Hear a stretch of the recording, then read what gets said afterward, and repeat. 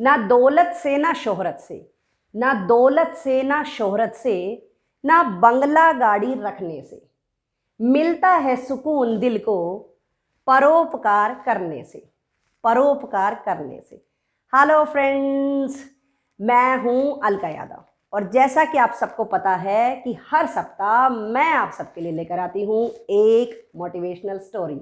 जी हाँ, इस बार भी लाई हूं आप सबके लिए वन मोर मोटिवेशनल स्टोरी और आज की कहानी का नाम है परोपकार। एक बार की बात है, एक बार एक राजा था। वो बहुत ही दयालु था और उसकी दयालुता और महानता के चर्चे इतने फैले हुए थे कि ना केवल धरती पर बल्कि स्वर्ग तक यह बात पहुंचने लगी थी। ऐसा कहा जाता था कि उसके दरबार में कोई भी व्यक्ति किसी भी सहायता के लिए आता है तो वो खाली हाथ लौटकर नहीं जाता है।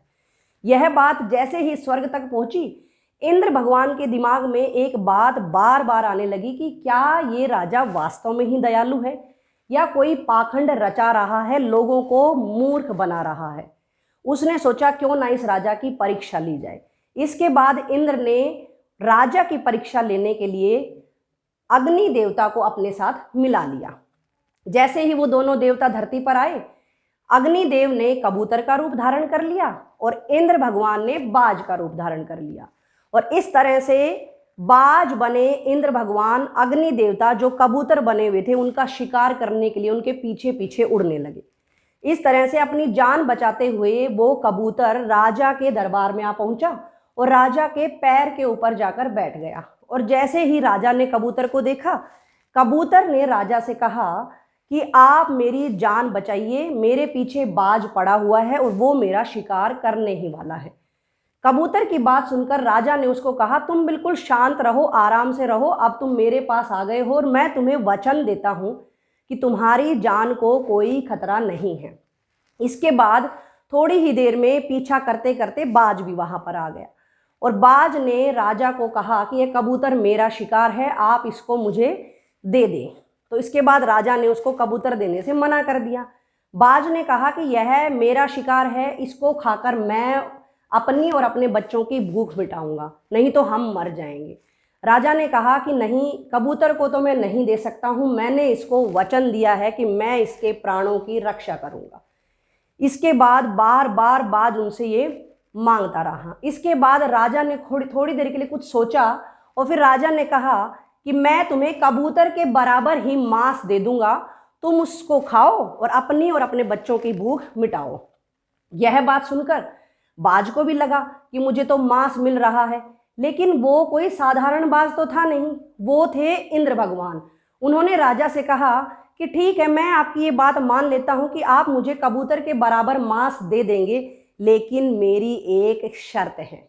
राजा ने कहा कि क्या शर्त है? बाज ने कहा मेरी यह शर्त है कि आप मुझे अपने शरीर का मांस देंगे कबूतर के वजन के बराबर। सिर्फ इतनी सी बात सुननी थी और राजा ठहरे दयालु दानवीर। राजा ने तुरंत ही हाँ भर दी और वहां पर एक बड़ा सा तराजू मंगवाया गया। इसके बाद एक पलड़े में कबूतर को बिठा दिया गया और दूसरे पलड़े में राजा ने चाकू से काटकर अपने शरीर के मांस का टुकड़ा वहां पर रख दिया। जैसे ही अपने शरीर से मांस रखा, कबूतर का पलड़ा हिला भी नहीं। इसके बाद राजा ने दूसरी बार रखा, तीसरी बार रखा, लेकिन कोई भी असर नहीं हुआ। इसके बाद राजा ने थोड़ी देर कुछ सोचा, उसके बाद थोड़ी ही देर में झट से दूसरे पलड़े में जाकर बैठ गए और जैसे ही राजा उस पलड़े में बैठे, कबूतर का और राजा का वजन बराबर हो गया। सिर्फ इतना देखना था कि इंद्र भगवान को सारी बात समझ आ चुकी थी और उन्होंने झट से अपना असली रूप दिखाया। अग्निदेव जो कबूतर बने हुए थे वो भी अपने असली रूप में आ गए और इंद्र भगवान ने कहा कि हमें आपसे कोई मांस नहीं चाहिए, हम तो आपकी केवल परीक्षा ले रहे थे और आप इस परीक्षा में पूरी तरह से सफल हुए हो। तो इस तरह से उन्होंने उनको आशीर्वाद दिया और वो वहां से अंतर्ध्यान हो गए। तो देखा बच्चों और दोस्तों, इस कहानी से हमें सिर्फ और सिर्फ यही शिक्षा मिलती है कि चाहे कैसी भी परिस्थिति हो, हम सबको दूसरों के लिए हमेशा दानवीर वाली भावना रखनी चाहिए, हमेशा दया की भावना, परोपकार की भावना रखनी चाहिए। जब भी कोई व्यक्ति अपने मन में दूसरों के लिए दया, परोपकार की भावना रखता है, ईश्वर हमेशा उसके मन में निवास करते हैं और हर परिस्थिति में ईश्वर उसका साथ देते हैं।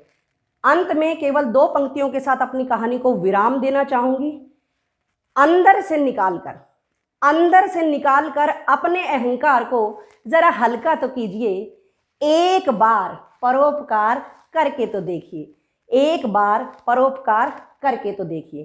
तो आप सब लोग दूसरों के साथ दया करते रहिए, परोपकार करते रहिए, खुश रहिए, सुरक्षित रहिए, मेरे साथ यूं ही बने रहिए। हर सप्ताह की तरह अगले सप्ताह फिर से मिलूंगी। तब तक के लिए नमस्कार।